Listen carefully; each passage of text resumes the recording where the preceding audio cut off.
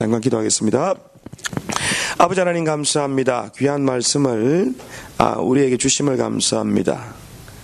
아버지 말씀을 통해서 하나님의 귀한 뜻을 깨닫고 그것이 우리의 믿음이 되는 믿음이 되는 복된 시간 될 수 있도록 주님 이 시간을 축복하여 주시옵소서. 주님의 음성을 듣게 하여 주시옵소서. 아버지 감사합니다. 귀하신 이름 예수님의 이름으로 기도하옵나이다. 아멘. 갑자기 제가 이제 믿음장, 히브리서 11장 믿음장에 대해서 이제 믿음의 사람들에 대해서 설교하다가 갑자기 또 요나의 표적, 제가 요나의 표적은 전에 설교를 많이 했었잖아요.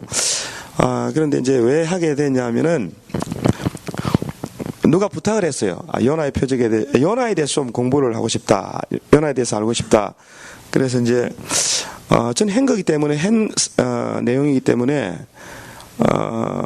고민을 하다가 성경을 이렇게 찾고 연구를 하면서 참 좋은 기회가 됐습니다. 그래서 요나의 표적에 대해서 전에 들은 것과 다른 내용의 말씀을 여러분 듣게 될 것입니다. 그래서 기대감을 가지시길 바라겠습니다.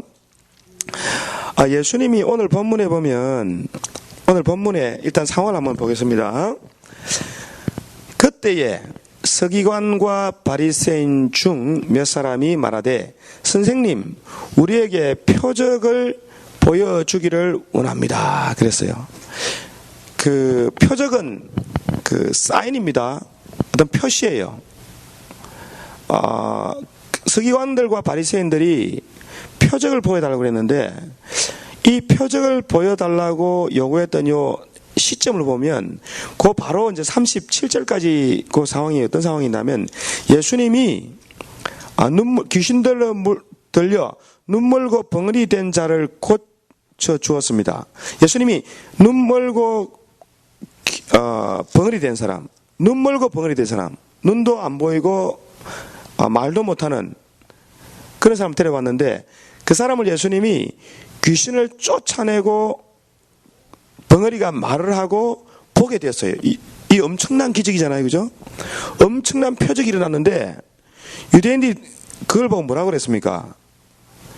바리새인들이 듣고 가로되 이가 귀신의 왕 바알세불을 힘입지 않고는 이런 능력이 나올 수가 없다. 저거 분명히 귀신의 능력을 도움받아가지고 저런 기적을 행한다. 이렇게 이제 말을 하니까 예수님이 뭐라 말씀했냐면 이 독사의 자식들아 너희는 악하니 어떻게 선한 말을 할 수 있느냐. 이는 마음에 가득한 것을 입으로 말한다. 내가 너희에게 이르노니 사람이 무슨 무익한 말을 하든지 심판 날에 이에 대하여 신문을 받으리니 내 말로 의롭다함을 받고 내 말로 정죄함을 받으리라. 이렇게 했습니다. 자, 지금 예수님이 서기관들과 바리새인들에 대해서 종교 지도자입니다. 그에 대해서 주님 하신 말씀이 너희가 무슨 말을 하든지 그 말로 인하여 너희들이 심판을 받게 될 것이다. 이렇게 말을 했어요. 그런데 그 말의 내용이 뭐냐 하면 해방하는 성령을 해방하는 방법은 말로 하는 좋은 거 가르치네. 자, 성령을 어떻게 해방해요? 어떻게 해방해요? 말로. 근데 제가 오늘 말씀을 연구하면서 말로 성령을 해방했는데 그 말에 대하여 책임이 있다고 주님께서 말씀하실 때 그 의미가 뭔가 하니까 바리새인들과 서기관들을 죄를 지어봐야 그 수준이 말 정도밖에 안 돼요. 서기관들과 바리새인들은 점잖은 사람들입니다. 오늘날 옛날로 지금 조선시대 말로 하면 양반들이에요. 양반입니다. 양반들은 안 싸웁니다. 양반들은 횡포 안 부립니다. 양반들은 도둑질 안 합니다. 양반들은 간음 안 합니다. 뭐예요? 말만 합니다. 서기관들과 바리새인들이 말로 죄를 지었어요. 그렇죠? 또 말로 예수님 또 속을 끌고요. 또 이제 이렇게 이제 말을 잘하는 사람들이 서기관과 바리새인 중 몇 사람이 나타나가지고 선생님이여 우리에게 표적 보여주기를 원합니다. 사인을 보여주세요. 다른 성경 본문에 보면 하늘로서 오는 뭔가 스페셜한 표시를 좀 내달라는 거야. 당신이 메시아인지 당신이 이스라엘의 왕인지 당신이 선지자인 것을 증거하는 특별한 뭔가를 보여주세요. 스프라이즈한 걸 좀 보여달라 이 말이에요. 그렇게 요구를 했습니다. 그렇게 말을 하니까 예수님이 말한 말은 예수님 하신 말씀이 악하고 엄란한 세대가 표적을 구하나 선지자 요나의 표적 밖에는 보여줄 표적이 없다 이렇게 이야기했어요. 하늘의 표적을 구하는 사람들에게 하늘로부터는 뭔가 스페셜한 특별한 표적을 보여달라. 당신이 메시아이고 당신이 진짜 하나님께로부터 왔다는 선지자인 것을 증거할 만한 특별한 사인을 하늘로부터 내려는 뭔가 스페셜한 표적을 보여달라고 그랬습니다. 그럼 만약에 이 사람들이 하늘로부터 오는 표적을 원했다면 여러분 생각에 어떤 걸 마음에 염두에 두고 어떤 것을 염두에 두고 그런 말을 했겠어요? 여러분 구약 성경에 하늘로부터 내려오는 표적이 어떤 게 있습니까? 예? 만나.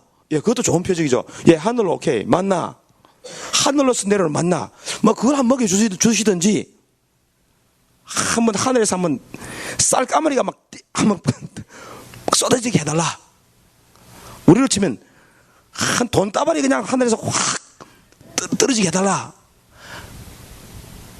아니면 복군을 당첨시켜 주시든지. 또는 뭐 이제 구약적인 관점에서 보면요, 하늘에서 표적을 구할 때 이 사람들 마음속에 둔 염두에 둔 사람이 있었다면 저는 생각 엘리야일 것 같아. 엘리야가 하늘로부터 표적이 내려왔잖아요. 어떻게 내려왔습니까? 하늘에 불이 떨어져 가지고 그 번제 제단에 있는 재물을 다 태우고 거기 있는 물을 다 하늘로서 내려온 불이 다 핥아버렸습니다. 하늘에서 불이 떨어졌잖아요. 그죠? 3년 반 동안 막혔던 하늘이 열리고 비가 쏟아졌습니다. 이런 특별한 어떤 하늘로부터 오는 표적을 원하는 그들에게 주님이 보여줄 표적은 그런 것이 아니고 내가 보여줄 표적은 딱 하나밖에 없다. 자, 그게 뭡니까? 39절 보세요. 자, 시작. 약하고 엄란한 세대가 표적을 구하나 선지자 요나의 표적 밖에는 보여줄 게 없다. 자, 만약에 그들이 표적을 원한다고 하면 하늘로부터 오는 사인을 원하는데 하늘로부터 오는 사인이 아니고 어떻게 보면 정반대입니다.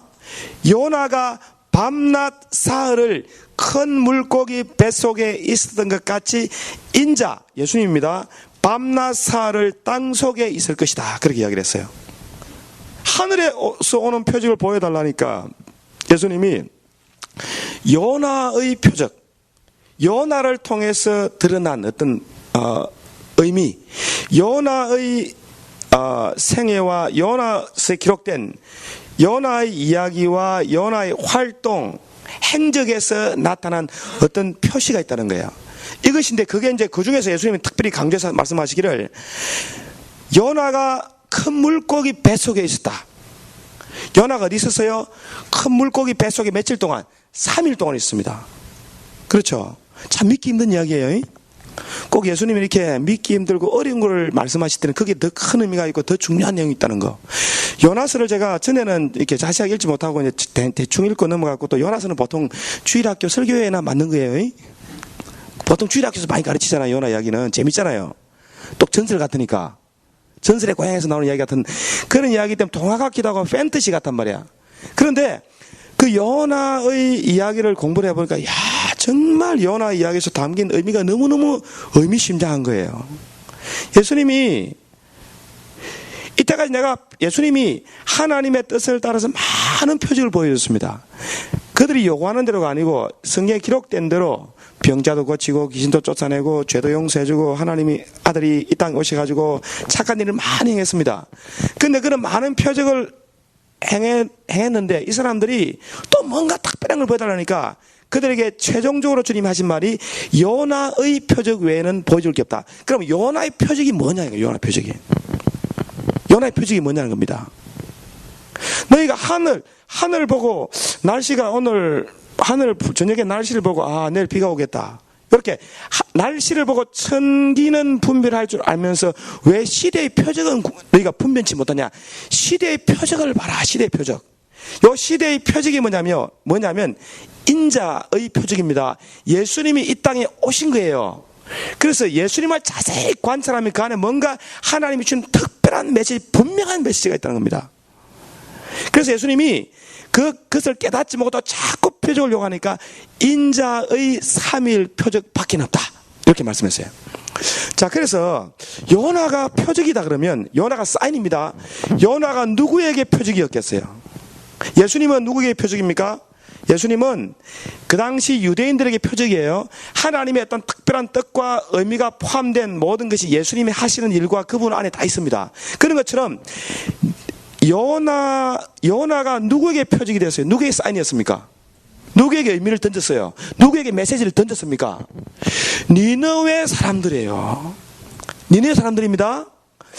아니, 요나가 니느웨 사람들에게 어떤 표적이 되었길래, 어떤 사인을 주었길래 그 사람들이 전부 회개하고 베옷을 입고 금식하고 하나님께 죄를 자복하고 해서 심판에 벗어나고 구원을 받았겠느냐? 그 당시에 잠정적이고 비유적인 구원이지만 그들은 그 당시에 구원을 받았습니다. 하나님이 니느웨를 심판하려고 했습니다. 하나님이 니느웨를 완전히 썰어버리려고 했습니다. 그들을 소돔과 고모라처럼 악했던 큰 성에서 인구가 한 100만 명은 됐을 것이다, 예측을 합니다. 그렇게 엄청나게 크고 발전됐던 문명적으로 앞서 있던 나라인데 그 도시를 멸망하려고 했는데 그 사람들이 요나의 표적을 보고 믿었어요. 요나의 표적을 보고 믿었습니다. 이 사람들이 자꾸 왜 표적을 보여달래요? 믿고 싶어서. 믿고 싶어서 그런 건데, 믿고 싶은데 안 믿어져. 더 큰 거 스페셜한 거 없냐? 이렇게 물어보는 거예요. 그렇죠? 자꾸 뭔가 보여달라는 거예요. 진짜 당신이 하나님의 선지자냐? 당신이 진짜 하나님 보낸 사람이냐? 당신이 진짜 메시아냐? 더 큰 거 뭐 없냐? 하늘로서부터 내려오는 거. 근데 예수님은 땅에 내려가는 이야기를 하는 거예요, 지금. 요나가 물고기 뱃속에 바닷속 깊은 곳에 들어가서 3일 밤낮을 있었던 것처럼 사람의 아들, 나 인자 예수는 땅 속에서 무덤에서 3일을 있게 될 것이다. 이것을 보고 내가 땅속에 들어가는 것을 보고 너희는 믿으라 이랬어요. 그 사람들이 믿을 것 같아요, 안 믿을 것 같아요? 분위기상 안 믿을 것 같죠? 분위기상 믿을 것 같아요? 바리새인들과 서기관들은 믿겠어요, 안 믿겠어요? 분위기상 안 믿. 역사적으로 믿지 않았습니다. 역사적으로는 거의 대부분의 바리새인들은 믿지 않았습니다. 근데 왜 이들은 믿지 않았습니까? 그런데 왜 니느웨 사람들은 믿었을까요? 그리고 니느웨 사람들에게 도대체 요나가 어떤 표적이었길래 요나가 그들의 회개를 이끌어내고 모든 도시 전체가 회개하는 전도, 구원의 역사가 나타났을까요? 자, 그래서 제가 요나의 요나가 선지 활동을 하던 역사적인 배경을 조금 조사를 했었어요. 해봤는데, 요나가 활동하던 때가 언제냐면요, 기원전 BC 760년, 예수님이 태어나기 전 한 760년 경점이었습니다. 760년 경점인데 이때가 언제냐면요, 엘리야 선지자가 활동하던 시대가 조금 지나고 엘리사가 선지자 활동. 엘리야 유명하잖아요. 엘리야는 당대의 가장 위대한 선지자였잖아요, 그죠? 그 다음에 엘리야의 제자, 엘리야로부터 갑절의 영감을 받았던 이스라엘의 선지자가 누굽니까? 엘리사입니다. 엘리사는 엘리야보다 더 큰 능력을 많이 행했어요. 자, 그런데 엘리사의 활동하던 때에 아마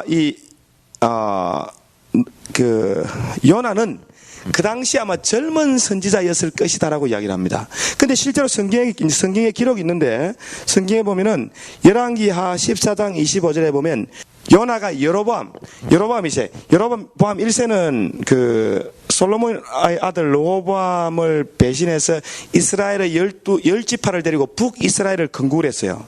여로보암 1세가. 그 다음에 그 후 몇 대 후에 여로보암 2세라는 사람이 나와요. 근데 이 사람은 여로보암하고는 관계없는 사람이에요. 다른 왕조입니다. 다른 왕조의 왕인데, 이 사람이 여로보암 2세가 북이스라엘의 왕으로서 통치하고 있을 때 이스라엘의 영토가 많이 확장이 됐어요. 그게 열왕기하에 나옵니다. 확장됐습니다. 왕이 영토를 확장할 때 옆에서 카운셀링 해주고 도와주는 사람이 누구예요? 선지자인데, 그때 당대에 제일 잘 나갔던 선지자가 요나였어요. 유명한 선지자입니다. 요나 무시하지 마세요. 짧다고 무시하지 마세요. 물고기 뱃속이더라도 무시하지 마세요. 당대 가장 위대한 선지자예요. 왜 위대했냐 가만히 보니까 엘리야 시대에 북이스라엘이 우상숭배로 온 땅이 우상숭배하고 죄를 짓고 하나님을 떠나 있습니다. 그때 그 나라의 영적인 부흥을 꾀했고 나라의 영적인 회복을 원했던 사람이 엘리야입니다. 그런데 엘리야가 혼자 했던 것이 아닙니다. 엘리야는 제자 훈련을 시켜가지고 엘리야가 선지자 학교를 만들었어요. 예언자 학교. 그러니까 엘리야 밑에는요 제자들이 많았습니다. 그 중에 한 명이 누구예요? 엘리사입니다. 그래서 엘리야가 하늘로 올라가고 난 다음에 엘리야가 혹시나 땅에 떨어졌나 싶어서 찾아다니던 사람 누구예요? 제자 선지자들이었습니다. 목사가 뜨고 나니까 교인들이 찾았습니다. 못 찾았습니다. 그런 상황이에요, 그냥. 그러니까 엘리사가 얼마나 유명했습니까? 위대한 선지자잖아요. 그 엘리사의 때에 선지자의 제자로서 엘리사 발 밑에서 엘리사 밑에서 배웠었겠어. 엘리사 밑에서 배웠으니까 얼마나 잘 배웠겠어요. 그죠? 그러니까 이 당대에 선지자들이 활동이 활발한데 그 중에서 가장 크게 활동했고 당시에 영향력이 있었던 사람이 요나고 요나 때문에 이스라엘이 타락했던 나라지만 하나님 도와주셔가지고 잃었던 영들을 다 회복할 정도로 요나는 예언을 잘했습니다. 그냥 이게 딱 기도하면 그 당시 이제 제일 이스라엘을 괴롭혔던 나라가 아람국이거든요. 아람국이 이스라엘 북쪽에 있는 나라예요. 그 북쪽이 지금 시리아입니다. 한국으로 치면 중국이나 러시아쯤 위치에 아람과 시리아가 있는 거예요. 그래서 기회에 말씀은 자꾸 이스라엘을 괴롭히는 거예요. 그럴 때 요나가 왕을 도와가지고 땅을 회복했으니까 요나는 당시에 대단히 유명했어요. 유명했겠죠. 인정받는 선지자였습니다. 그런데 갑자기 하나님이 나타났어요. 나타나가지고 요나야, 예 하나님, 저 니느웨로 가서 네가 좀 예언을 좀 해야겠다. 내가 곧 저 나라를 심판할 텐데 저 많은 사람들이 멸망하지 않도록 네가 가서 회개하라고 좀 요청을 해라 그랬더니 요나 가만히 생각해 보니까 별로 마음에 안 들어. 그 사람들 당시에 니느웨가 흉악한 사람이에요. 지금 아마 이라크 지역이죠. 이라크 사람들은 무섭잖아요.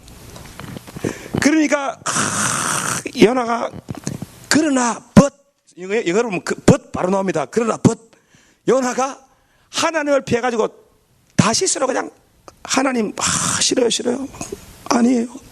나 그 사람들 너무 싫어해서. 그리고 당시에 요나 보세요. 요나가 선지자입니다.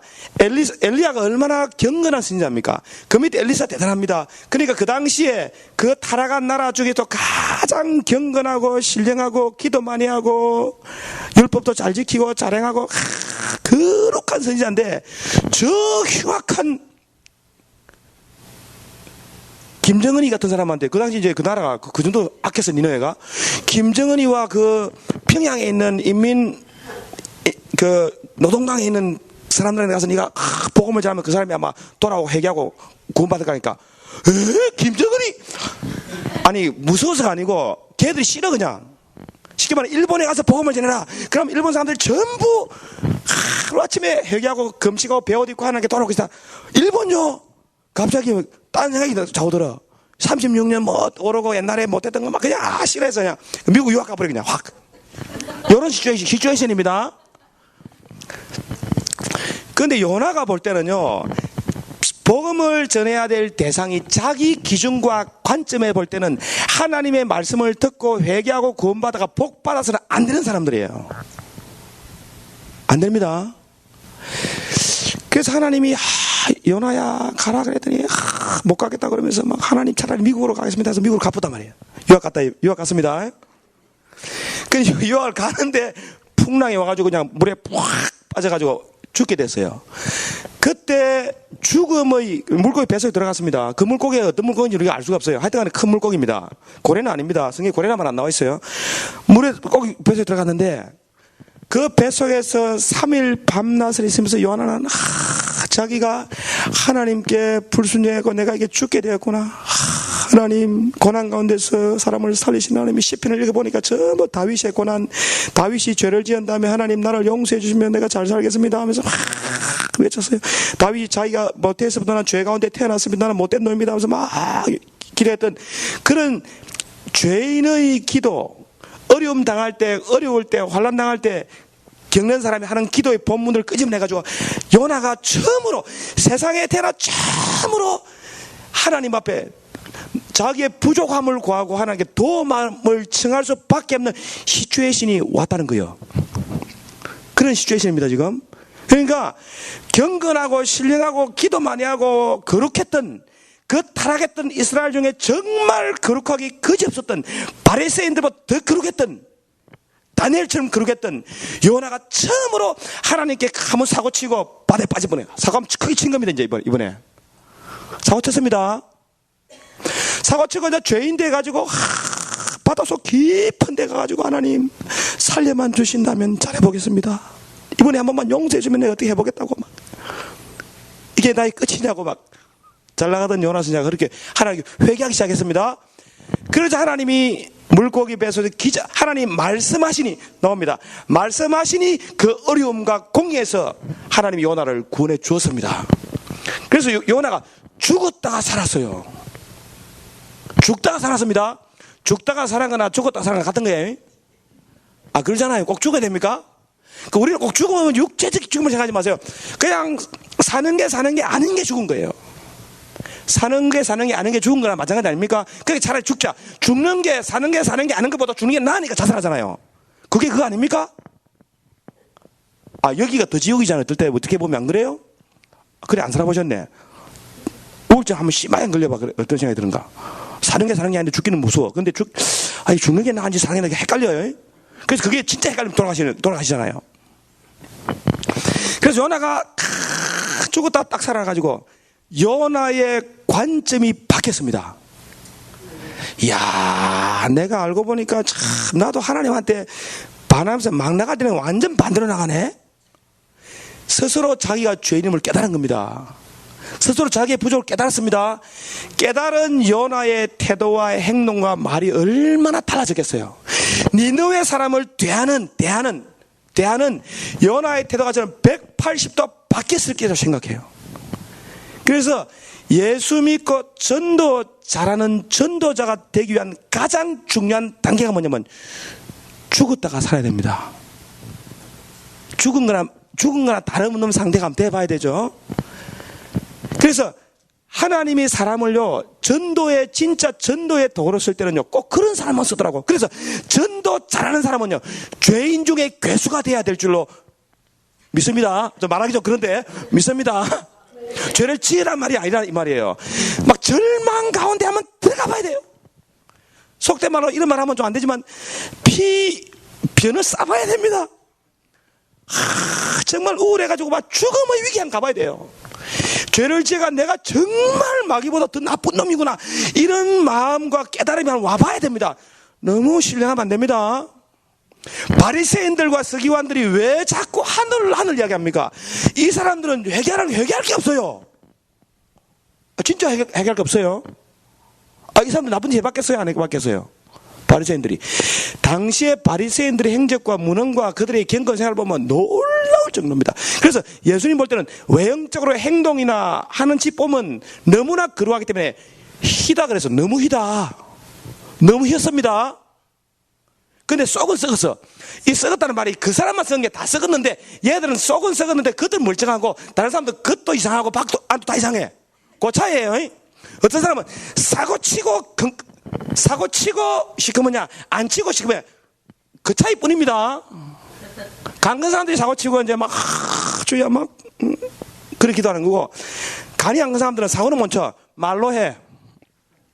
성령도 해방하고 예수님 말도 잘 안 듣고 기도하면 기도도 안 하고 막 죄 찾으라고 내가 무슨 죄가 있냐 그러고 막 이런 차이뿐입니다. 자 그래서 요나의 표적이 뭐냐 요나가 물고기 뱃속에 깊이 들어가가지고 정말 낮은 곳에 지옥에 가본 거예요. 지옥에 가본 겁니다. 그래서 예수님이 거룩한 사람은 전부 지옥에 참 빠뜨려요. 베드로도 지옥에 갔다 왔습니다. 예수님 3번 저주하고 맹세했습니다. 바울도 교회를 핍박하되 죄인의 괴수라고 고백할 만큼 엄청나게 저를 스데반 순교하는데 죽이는데 앞장서서 죽였습니다. 다윗도 죄인 중에 괴수였습니다. 간음을 하고 그냥 해가지고 그냥 그때가 그전까지는 정말 잘 살았는데 그다음부터는 그냥 스스로가 못해서 나올 때부터 알고 보니까 나는 죄인이었습니다라고 고백했습니다. 그렇죠? 아론은 모세가 산에 올라간 사이에 백성들을 같이 금송아지 만들어놓고 막 파티하면서 죄를 지었습니다. 그리고 하나님 앞에 죽을 죄를 지었습니다. 그런데 그를 하나님의 대제사장으로 만들어놨어요. 베드로도 마찬가지입니다. 다윗도 마찬가지입니다. 그래서 죄가 많은 곳에 은혜가 많고 죄가 뭔지 알고 내 안에 있는 죄가 얼마나 큰지 아는 사람이 진짜 전도자 될 수 있어요. 그래서 전도가 왜 안 되나 가만히 생각해봤어. 왜 우리 교회는 전도가 잘 안 될까? 나도 왜 전도를 못할까? 또 들어봤습니다. 어떤 신령한 목사님들이 모였고 왜 우리는 전도가 안 되냐? 보니까요 너무 하늘에서 오는 표정만 좋아해. 은혜만 너무 사모하고 막 체험만 좋아하고 막 특별한 것만 너무 좋아해요. 그러면서 마음이 높아. 그래서 내가 공부하면서 내가 그런 사람인지도 모르겠다. 내가 바리새인지도 모르겠다.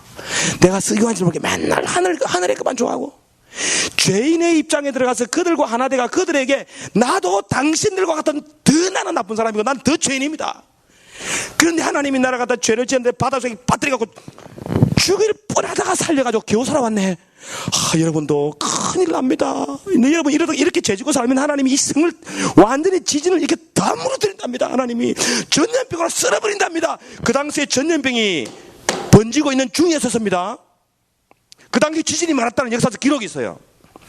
언제 지진 날지 모릅니다. 언제 홍수 날지 모릅니다. 언제 우리에게 재앙이 날지 모릅니다. 우리는 회개해야 됩니다. 하나님께 돌아와야 됩니다. 이 거짓말 아니야 이거? 가짜 같은데. 조사해봐. 왕이 뒤조사해봐. 그래서 이스라엘 가봤어요. 요나라는 사람이 당신 나라의 선지자 맞냐니까 요나가 거기 갔었어요. 물에 빠져 죽었다고 하던데. 그랬냐? 왜 어떻게? 그때 같이 배 탔던 사람들이 이야기 들어보니까 요나가 그냥 디비 자고 있다가 사람들이 그냥 요나 때문에 배가 풍랑이 와가지고 하나님께 불순종해가지고 그게 바다에 집어넣었는데 그게 살아왔어요. 그래. 죽었다 살았네. 근데 죽었다 살아가지고 죽었다 살아면 잘난 척 좀 해야 되잖아요. 근데 요나가 너무너무 겸손했어. 그 훌륭하던 요나가, 그 잘났던 요나가 엄청 겸손했어. 나도 진짜 여러분 입장 이해합니다. 그래서 전도의 열매를 맺고자 할 때는 가만히 보니까 우리가 먼저 내가 죽어야 되는구나. 뭐 신령한 거 특별한 거 말이니까 전도가 안 됩니다. 제가 해봤어요. 얼마 전에 그 전도하는데 부끄럽지만 뭐 신령한 거 특별한 거 얘기를 많이 했어요. 그 자다가 막 기도하는데 너 대단히 신령하다. 이건 내가 의역한 겁니다. 그거 아니다. 그 다른 사람이 좀 인정해 주니까 나도 모르게 신나가지고 막 떠들었어. 하나님의 나라는 이런 것입니다. 막 그러면서 특별한 것입니다. 나는 하나님의 특별한 능력을 맛봤습니다. 하늘에서 오는 거 많이 받아봤습니다. 이래서 해다고. 그래 저도 될 것 같아요, 안 될 것 같아요? 부담 느낍니다. 부담돼서 안 옵니다. 그래서 제가 땅으로 내려가야 돼. 요나가 물고기 뱃속에 들어간 것처럼 땅으로 내려가야 되는구나. 죽어야 되는구나. 내가 져야 되는구나. 내가 줘야 되는구나. 내가 져야 되는구나. 진짜 죽는 만큼 산다. 죽는 만큼 산다. 지는 만큼 이긴다. 그래서 내가 가만히 보니까요, 차라리 성격이 저처럼 이상한 사람 어때 보면 나을지도 몰라. 왜? 한번 터뜨려버려 그냥. 열받으면. 그리고 막 나도 모르게 터뜨리잖아요. 그럼 어떻게 하나님한테 막 아버지 내가 목사가 돼가지고 뭐 자랑하는 건 아닙니다. 그렇게 못한 사람들은요, 제대로 못 터뜨린 사람들은 꽁꽁 앓다 속병 들어요.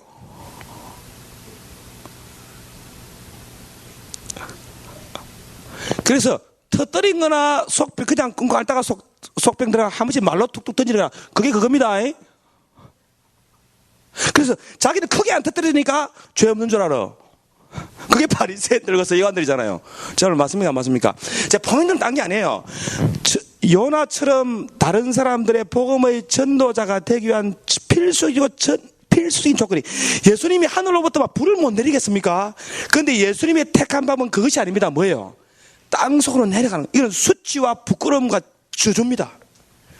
이스라엘 사람들이 갖고 있는 관점에 무덤에 들어가는 시체가 되는 것보다 부정한 게 더 있고 저주가 더 있어요. 근데 하나님의 아들이 무덤에 내려갔다는 거예요. 그리고 무덤에 내려갔는데 하나님이 뜻대로 그냥 다른 사람들 자기 죄 때문에, 요나는 자기 죄 때문에 들어갔지만 예수님은 자기 죄가 아닌 다른 사람들의 죄를 위해 수치와 죽음과 부끄러움을 당해서 무덤에 들어갔다는 겁니다. 들어갔는데 누가 살렸어요? 하나님이 살려줬어요. 하나님이 능력으로 살려주시고, 하나님이 부활하신 예수 그리스도를 믿는 자마다 예수와 연합하여 함께 죽고 함께 살아난 사람들을 통해서 뭡니까? 복음을 전파합니다. 그래서 제자들도 죽어야 돼요. 죽기 위해서 도망가야 됩니다. 예수님 배신해야 됩니다. 예수님 저주하고 맹세까지 해버려야 돼요. 그러니까 완전 죄인 됐어. 베드로가 자기는 잘한 줄 알았습니다. 나는 그리스도와 복음을 해서 집이고 자식이고 아비고 전토고, 버리면 땅에서 100배 받고 금세 100배를 받고 내세 영생을 받지 못할 자가 없다고 말씀했잖아요. 그죠? 그러니까 주님이 그 말 딱 베드로 하자마자 얼마나, 너 좀 이따가 너 나 3번 부인할 거야. 딱 그랬어요. 네가 잘한 건 맞아. 그런데 네가 진짜 전도자가 되기 원하냐? 그럼 넌 날 저주해야 돼. 맹세해야 돼. 이 말은 다른 말이야. 너는 죽어야 돼. 네가 죽어야 돼. 너의 의가 죽어야 돼. 너 자신이 죽어야 돼. 그 가족들 전도하는 거죠. 또 어떻게 전도할 수 있을 것 같아요? 내가 죽어야 됩니다. 내가 훌륭하면 절대 전도 못해요. 그래서 저도 전도 못했다가 지금 되려고 그래. 이제 대응 사람도 있고. 그러니까 전도의 방법은요, 특별한 건 안 됩니다. 무엇밖에 없어요? 내가 죽어야 된다. 죽어야 됩니다. 죽으면 하나님이 살려주세요. 하나님이 살려주는데 내가 막 살아가지고 막 너무 특별라. 내가 너무 특별라. 그 제가 가끔씩 만나면 불신자가 있는데 전도하려고 말을 내가 가만히 기도하면서 이렇게 하면, 야, 회개가 막, 이거 그냥 회개가 아닙니다. 야, 내가 가만, 야, 내가 참 뭘 잘못 알고 있고 잘 모르고 있었구나.